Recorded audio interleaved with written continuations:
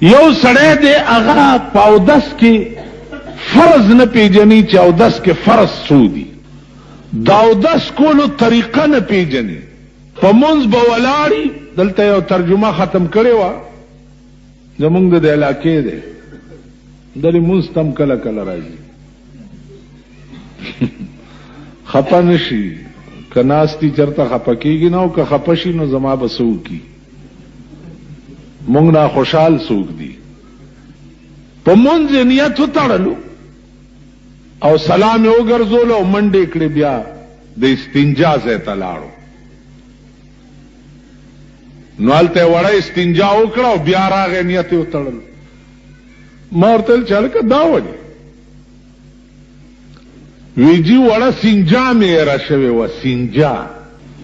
نو ما ورته ویلې چې تا خو پلاني استاد سره د قرآن ترجمه هم کړې ده،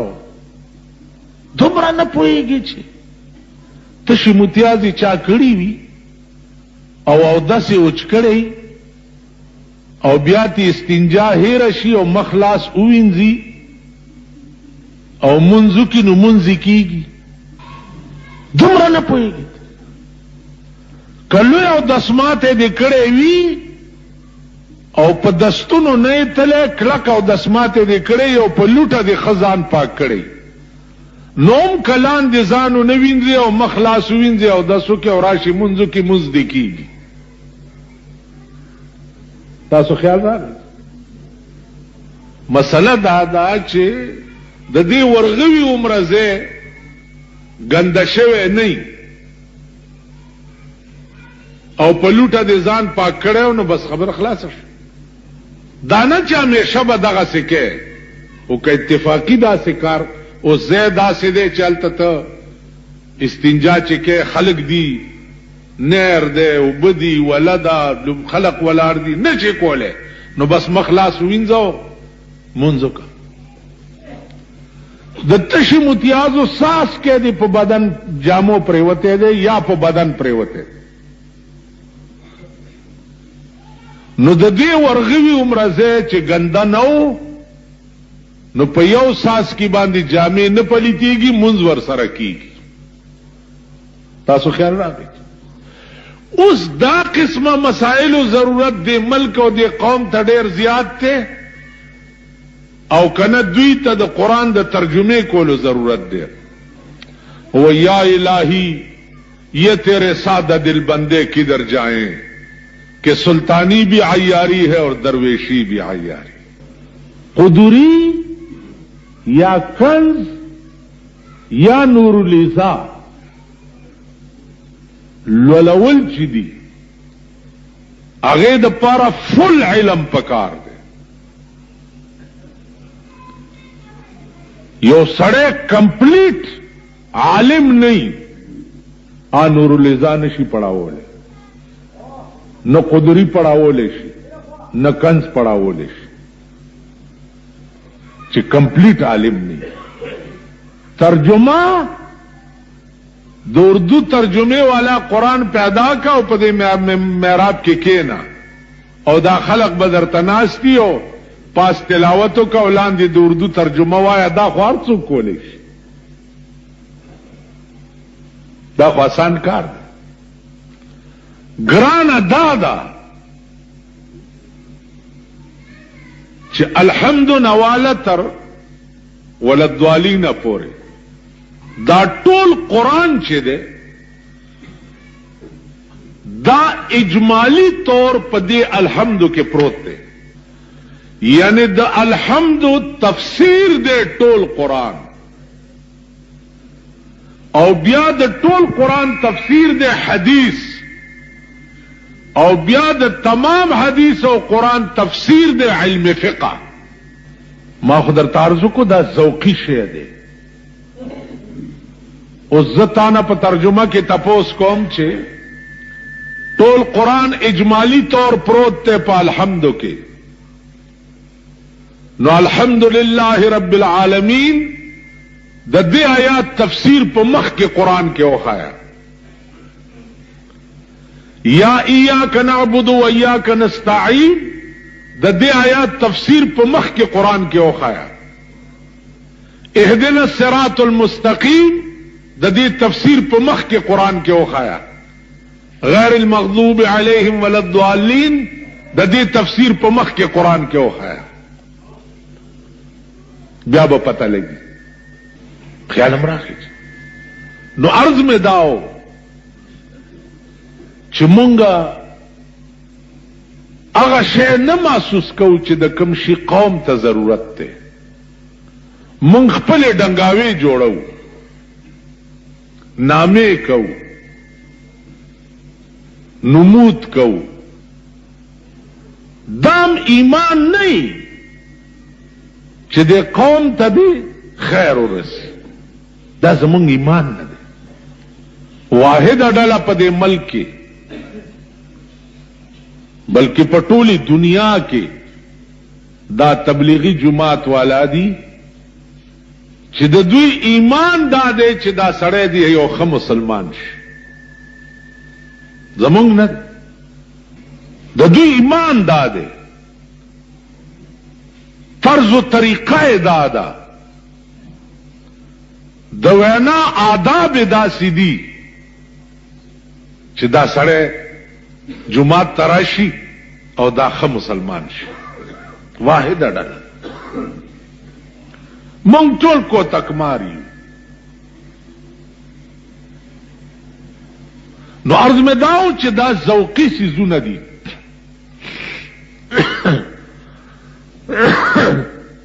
ذوقي شی سکلو سره تعلق لري زه استاسو ټولو ته ما چالکه ګوړه دا ګوړه یاره نو دسې خوږ شی دی او چې خوله کې واچې ډېره خوږه لګي او چې روټۍ د پاسه وخورې ازمه کېږي او تا په عمر کې هم ګوړه لیدلی نه په عمر کې نو ته په ایمان وایه چې زه 10 غنټې تقریر درته په ګوړې خوږوالي وکم تاسو به پې پوه شئ او که لږه غوندې ګوړه مې در کړه زه تا ته هم ګوړه خوږ شی دی ته څنګه خوږ شی دی همدا واله خو چې خولې ته یې کې فورن به پوه شي چې واقعي خوږ شی دی ته وایي آیو یو ړوند سړي ته سړی راغی وی چې جی راځه زمونږ کور کې ختم دی نو هغه حافظ ورته وایي چې سم پخ کړي وی جی کیر وی کیر څه او ساړوند غریب د موره پیدا اړوند هغه کیر میر او بیا مولا لاسو کیرونه میرونه نه وروړي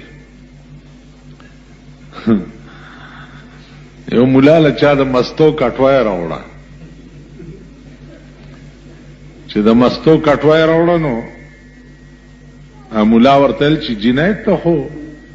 چری وظیفه من ورکوي دا نن د مستو کټوای څنګه راوړه ویل استاد دا مستو کټوای بیګا پیشو جوټه کړي وا نو مور مې ویل چې مې تو یو مولا له یوسا ا مولا بم ساناړي غوندې هغه کټوای راواغسته په داس مکه راوښته چې ماته کړه نو جنای په جړا شو ویل ولی جاړي خو ما یا خړلې او یا توې کړي نو جاړي ولی ویل مستو پسې نه جاړم دې کټوای پسې جاړم وی چې ولی وی دې کټوای کې به مې د شپې نیا متیازې کولې اوس به مې نیا وهي چې زما د متیازو کټوای دی ولی ما تکړه په خوا به دې بوډاګانو ځان سره کوټه کې کټوای خېو نو چې متیازې به ورغې بار بنوته ما کټوای کې دی نو مولا له سو کیر میر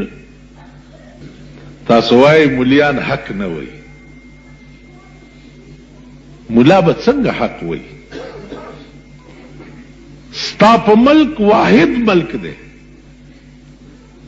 چې د مولا دومره ګنده تربیت په دې ملک کیږي چې الله دې امان راکړي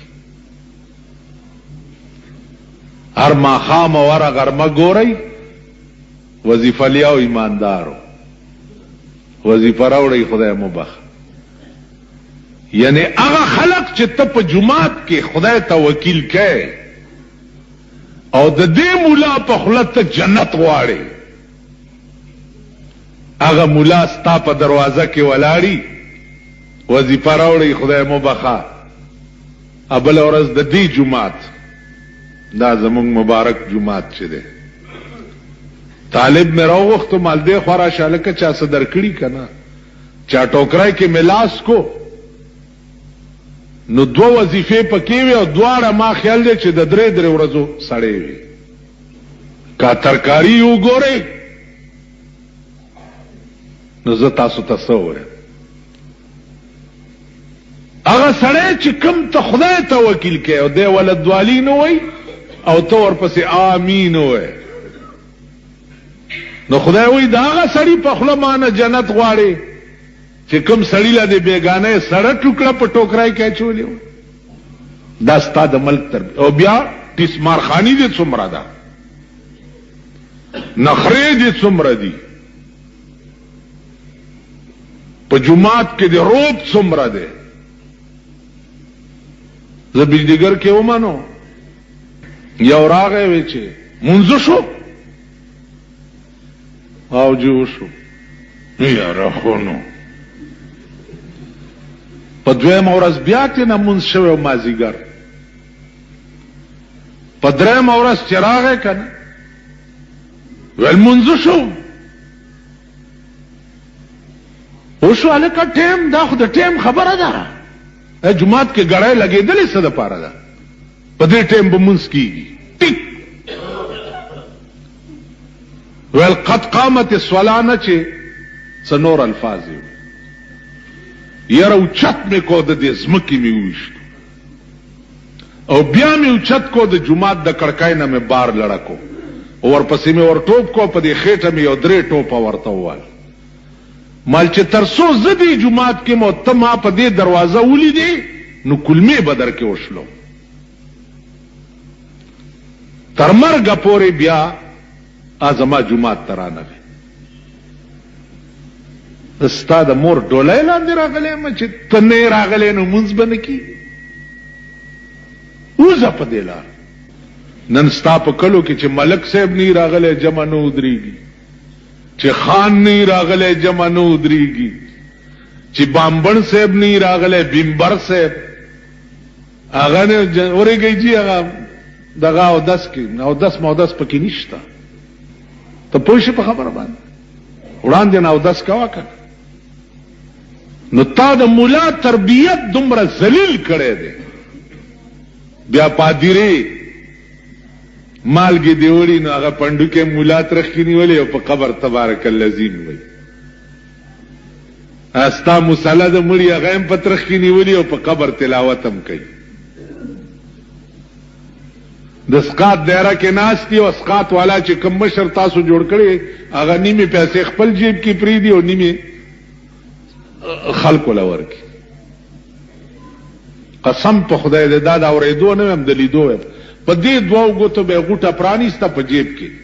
په دې 2 ګوتو او پیسې بیا نیمې په جیب کې توی کړې او نیمې بیا داسې راوویستې. نو طالبانو له به چرته انانه ورکړه او چې لږ داسې اناړي غوندې ملا به هغه له بیا 2-3 روپۍ ورکړي چې شور وانه چوي.